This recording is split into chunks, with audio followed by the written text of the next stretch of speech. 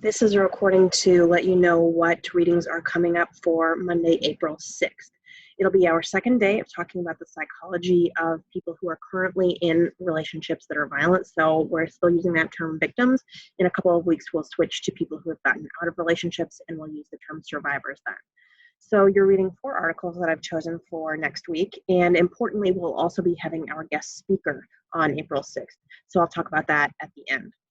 Okay, your first article that you're reading is a review chapter by Giles Sims, and this is something that I think that it's a pretty long chapter, but I think you'll be able to get through it fairly quickly because it's going to review some of the things that we've already discussed, such as the cycle of violence and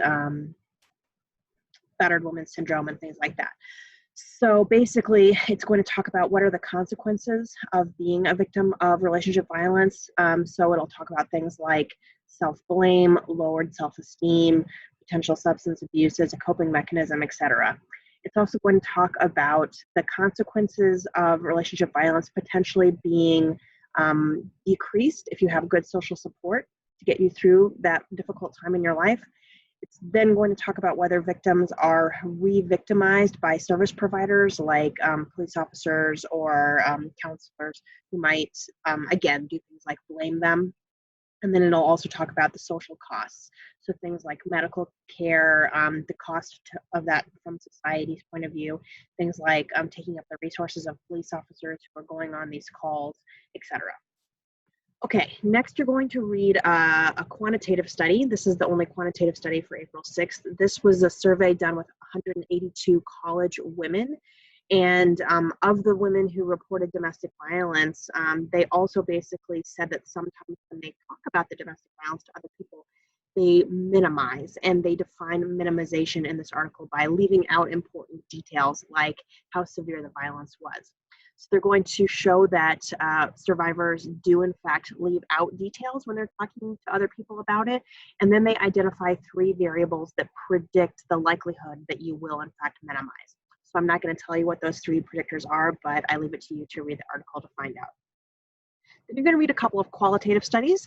So the first one is Towns and Adams. They interviewed 20 people on the idea of perfect love in our culture and how ideas of perfect love might actually make you more likely to be a victim or survivor of relationship violence. So they're going to talk about cultural messages like if you really love someone, you make sacrifices for them.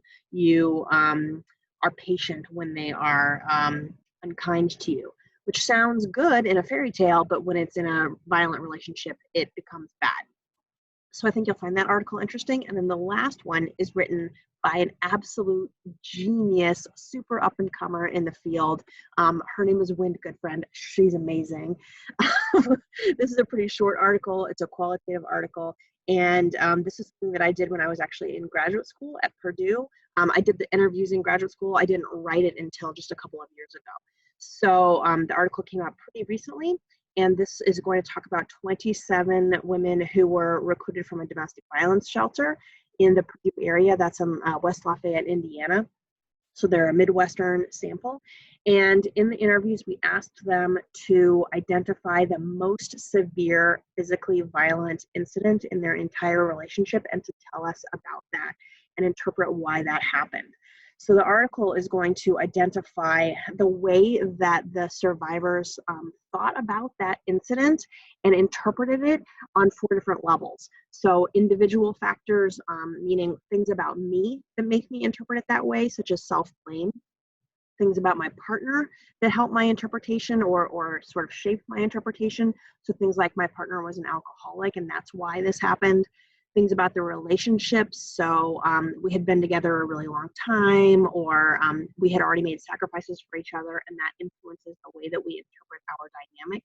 And then finally, cultural factors, which matches some of the articles that we have read earlier in the semester, and then also some of the ones that you're reading for April 6th. Okay, the last thing we'll do is, so we'll talk about these 4 articles for the first hour of our live Zoom session, and then if you're able to join us for the second hour of the live Zoom session on April 6th, we'll be having our guest speaker, Pamela Laster-Simcock. She is the founder and president of 2 national organizations regarding domestic violence, and she's also my personal best friend, so it'll be fun to have her visit class. she will be joining us from 7 to 8 p.m. Central Time on April 6th. I hope you can join us. If not, I'll try to record that part of the lecture so that you can watch it if you're not available at that time. Okay, see you soon.